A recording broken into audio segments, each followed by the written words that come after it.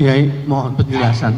Sementara saya ikut taklim mengatakan, saya dengar bahwa ibadahmu, sholatmu, segala macam tidak menjamin itu masuk surga. Hanya Rahman dan Rahimnya Allah saja yang bisa menyelamatkan kamu. Mohon penjelasan. Baik. Ini sabda Nabi SAW. Beliau menyatakan dalam sebuah hadis sahih. Laisa ahadum minkum yunjihi amaluhu. Tidak ada satupun dari kalian yang akan diselamatkan oleh amal-amalnya. Kaget sahabat. Mereka disuruh beramal banyak dan mereka pun melihat Nabi SAW amalnya banyak. Kaki beliau terlihat sampai membengkak karena lamanya berdiri sholat tahajud.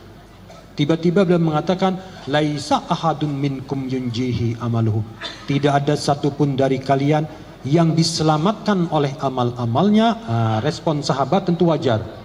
Kalau kami tidak selamat oleh amal-amal kami, apakah hukum ini berlaku secara universal? Lantas mereka bertanya, wala anta ya Rasulullah?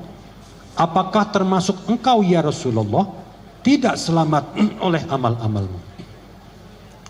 Apa jawab beliau? Wala ana.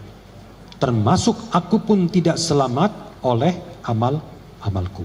Walakin, akan tetapi, ayyataghammadani Allahu minhu bimaghfiratin warahmatin. Akan tetapi, Allah meliputi diriku ini dengan ampunan dan rahmatnya.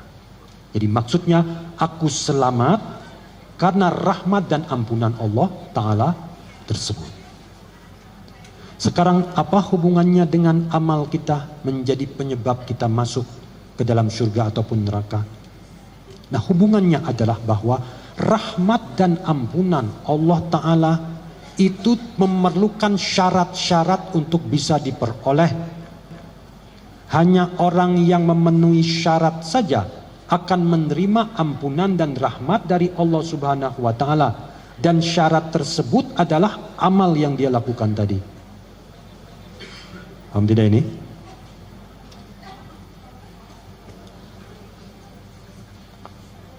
Untuk datang ke masjid ini, yang disebut seseorang masuk ke masjid, itu hanya pada langkah dia yang terakhir. Terakhir, dia ada dalam masjid, itu yang disebut bahwa langkah dia yang terakhir itulah yang membuat dia masuk ke dalam masjid.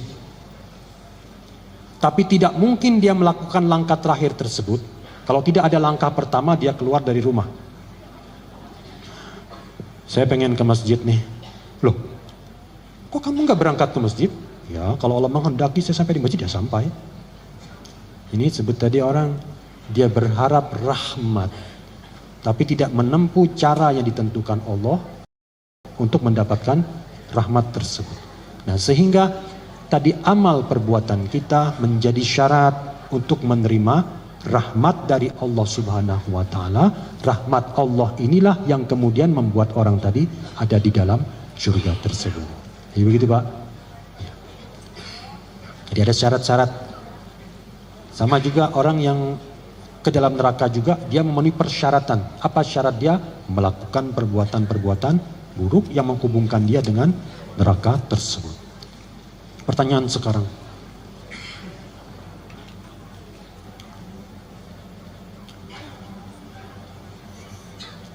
jadi kalau kita melakukan satu perbuatan,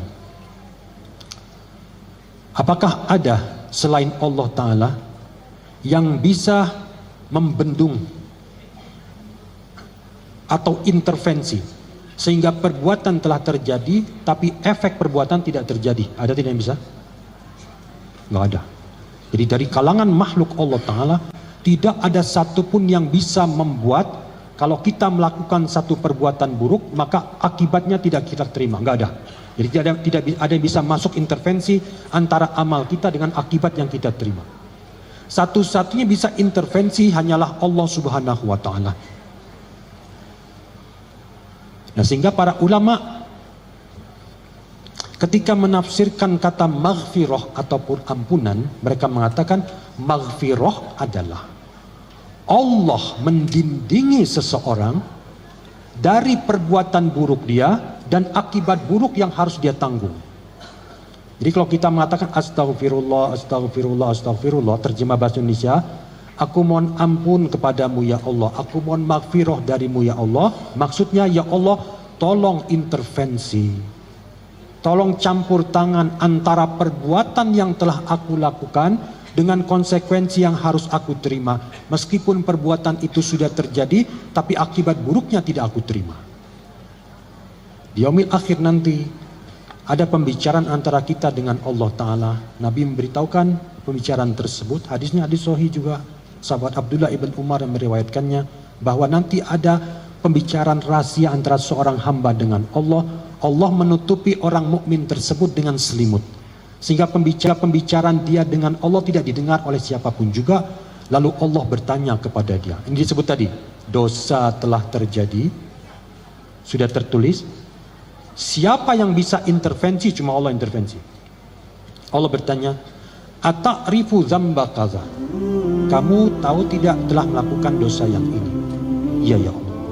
Ata'rifu dzamba kaza, kamu ngaku dosa? Iya ya Allah. Disebutkan dosanya satu demi satu.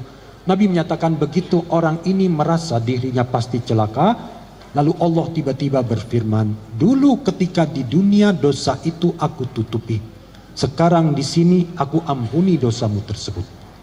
Kita lihat sudah terjadi dosa, tapi dia tidak menanggung konsekuensi dosa tersebut. Ini disebut intervensi Allah. Intervensi ini yang kita mintakan kepada Allah, kita gunakan kata maghfirah, astagfirullah, astagfirullah, astagfirullah.